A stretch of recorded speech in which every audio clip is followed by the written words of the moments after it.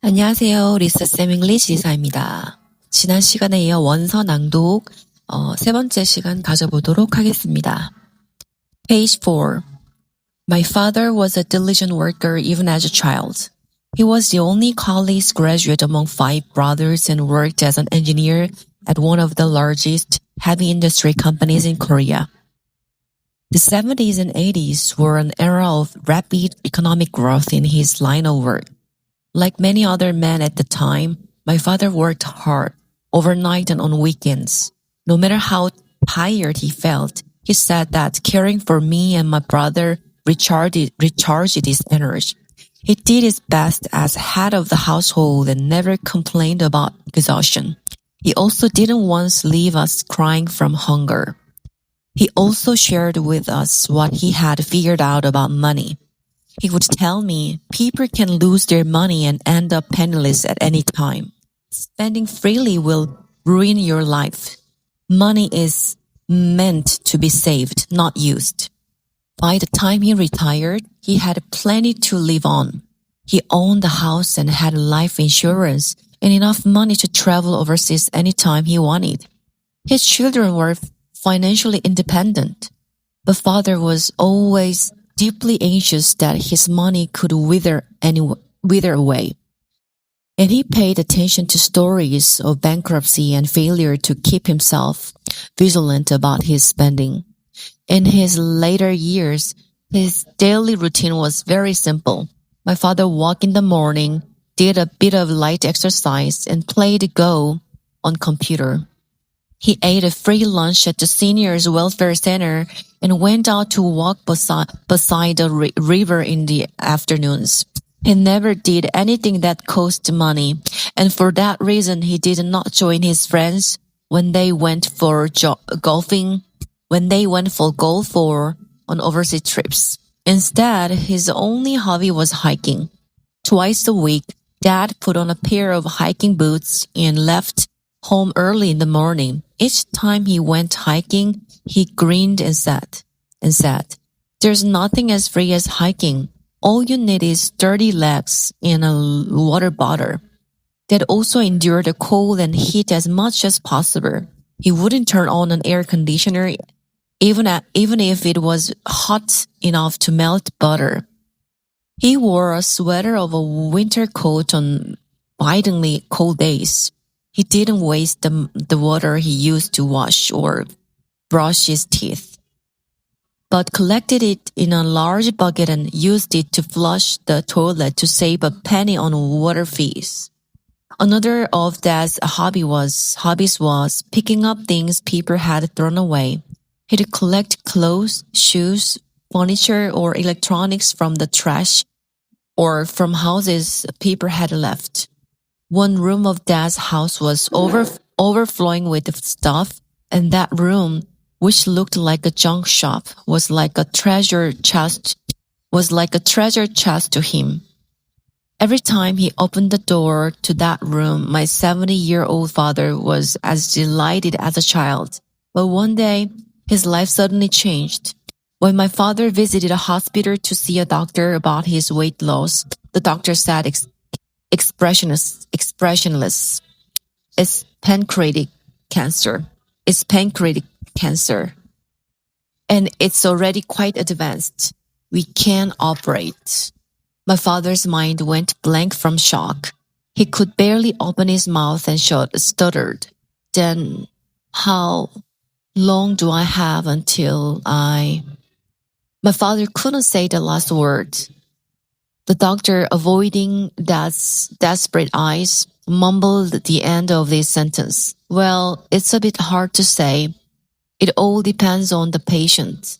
We usually say 3 to 6 months in a case like yours." My father trudged out of the hospital. The August sunshine was still bright and the world was full of energy. People walked busily, talking on the phone, and children played joyfully, but my father's world had paused. He walked for hours without knowing where he was going. When he came to his senses, he had more than 20 missed calls from Mom. He feebly pressed the call button and said, haltingly, I have cancer, pancreatic cancer.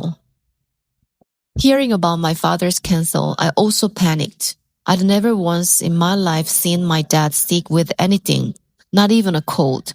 To me, my father was as strong as a rock, as massive as a mountain. I couldn't believe that such a man would soon disappear.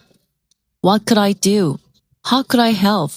The first thing that came to mind was a yellow corvina, Dad's favorite fish that was too expensive to eat. I raced to a grocery store. When I tried to ask for the fish at the shop, tears burst forth as it from the depth of my stomach. I felt stupid to only then decide to buy this treasured treat for my dad. How many chances would I have to give him his favorite food? Unfortunately, that was the last yellow corvina that I ever sent. My mom served up the fish at every meal, but Dad couldn't even finish half of 10 pieces. The cancer cells were propagating quickly and pressing on his stomach. Even after he got sick, my father never surrendered his lifelong belief in saving. At the cancer ward, he insisted on staying in a six-bedroom that cost less than $10 with the support of his medical insurance. When other patients were noisy, he'd put in earplugs and close his eyes. He wasn't allowed to watch TV whenever he wanted, and it was even difficult to converse with his family. But no matter how much my mother begged him to move into a private ward, my father insisted on staying where he was. He was getting weaker every day there. His back was down to skin and bones, and his legs were swelling up. One day, he held my hand and spoke as if he had a premonition of something. I wanted to be rich all my life, so I only saved. I didn't become rich. Looking back, I regret it. Maybe I missed some wonderful moments because I was worried about saving. I take back everything I've told you about being frugal. Don't focus on saving. Instead, find a way to be truly rich. Find the answer I searched for all my life and never found. It was the first time since I'd become an adult that my father held my hand. The hands that easily picked me up as a child were now skinny, dry, and thin. Dad, I swear, I'll find a way. I'll never let your life and the things you've learned in things you've learned be in vain. I will never let your life and the things you've learned be in vain. Then I said what I'd always wanted to say, but I had never been able. Dad, I love you. His eyes were gazing at the ceiling without focus, but I could see tears in him. He passed away one night in January. When I stepped out after laying dead in the morgue, a fine snow was falling from the dark night sky. I imagined the flurry of snowflakes as the universe greeting his soul. As I stared at the sky, the sharp winter wind slapped my cheek. It was then I realized Dad was gone from the world I lived in. After the funeral, I was cleaning up Dad's things at my parents' house. I opened the freezer and saw 5 frozen yellow corvina left without an owner. The tears I'd been holding in finally burst out. I sank to the floor and wept bitterly, like a child.